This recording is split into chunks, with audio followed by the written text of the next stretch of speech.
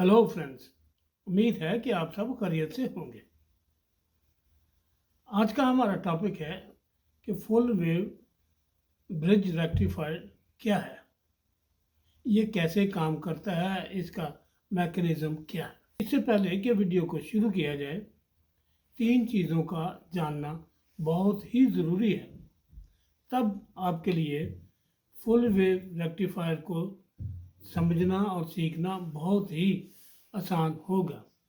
इस वीडियो को शुरू से लेकर आखिर तक ज़रूर देखें ताकि आप इसको पूरे तौर पर समझ सकें। पहले नंबर पर डायोड क्या है।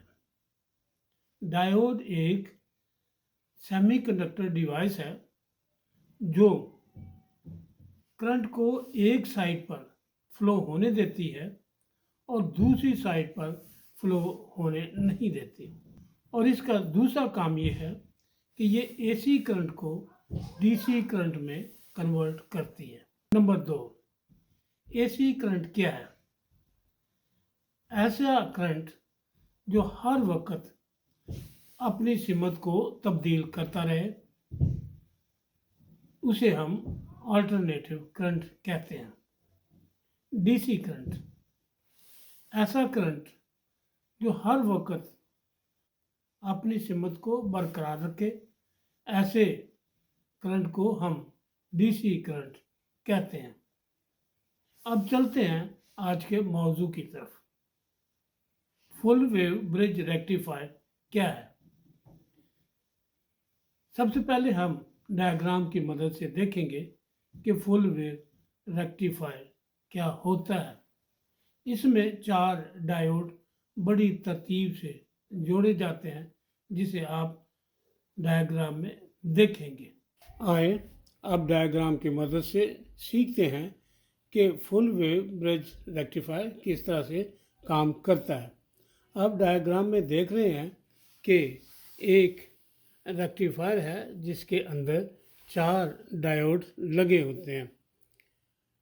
ब्रिज रेक्टिफायर में हमेशा 4 डायोड लगे होते हैं और इनको बड़ी तरतीब से जोड़ा जाता है।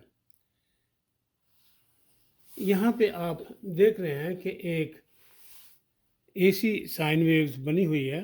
इससे ये ज़ाहिर है कि एसी करंट हमेशा वेव्स में फ्लो करता है। ये 50 या 60 सेकंड पर सेकंड में फ्लो करता है और डीसी करंट हमेशा डायरेक्ट फ्लो करता है। ये अपनी डायरेक्शन को, अपनी सिमत को चेंज नहीं करता।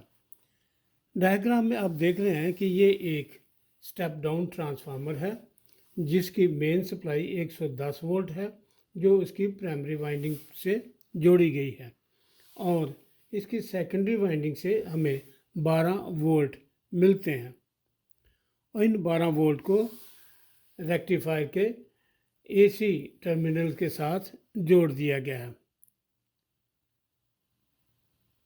फर्ज किया कि करंट इस तार में से गुजर रहा है, इस तार में से गुजर रहा है और जब करंट इस तार में से गुजरेगा तो करंट डायोड नंबर 1 में से गुजरेगा।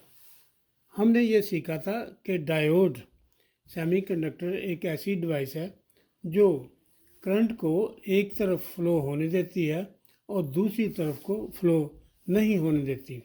और दूसरी इसकी खासियत हमने ये सीखी है कि ये एसी करंट को डीसी करंट में कन्वर्ट करती है।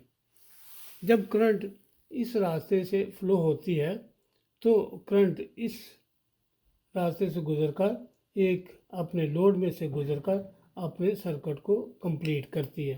करंट के गुजरने का रास्ता या डायरेक्शन एक ही है और डायोड नंबर 4 जो है वो करंट को इस तरफ गुजरने नहीं देती।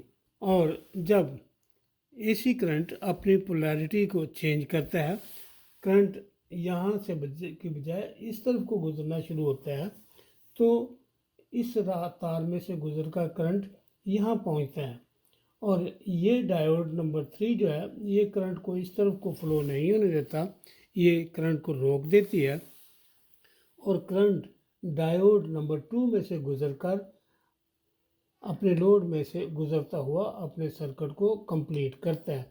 तो यहाँ पर भी हम देखते हैं कि करंट जो है वो ऊपर से नीचे की तरफ को ही फ्लो कर रहा है, यानी करंट के गुजरने की जो डायरेक्शन है वो सिर्फ एक ही है। तो इससे हम ये समझते हैं कि फुल वेव ब्रिज रेक्टिफायर पहले तो ये इस वेव को डायरेक्ट करंट में तब्दील कर देता है, ये डायोड। और फिर यहाँ पे हम देखते हैं कि डायोड नंबर 2 जो है ये भी एसी करंट को डायरेक्ट करंट में तब्दील कर देता है। तो मैंने आपको बड़े आसान ही अल्फाज में ये समझाया है बगैर कॉम्प्लिकेशन के, ताकि आप इसको आसानी से समझ जाएं। उम्मीद है कि आपको फुल वेव ब्रिज रेक्टिफायर के बारे में समझ आ गई होगी। अब मिलेंगे अगली वीडियो में बहुत सी मालूमात के साथ। अगर आपको मेरी ये वीडियो पसंद आई हो तो इसे लाइक, शेयर और सब्सक्राइब भी ज़रूर करें। अगली वीडियो तक के लिए इजाज़त चाहते हैं।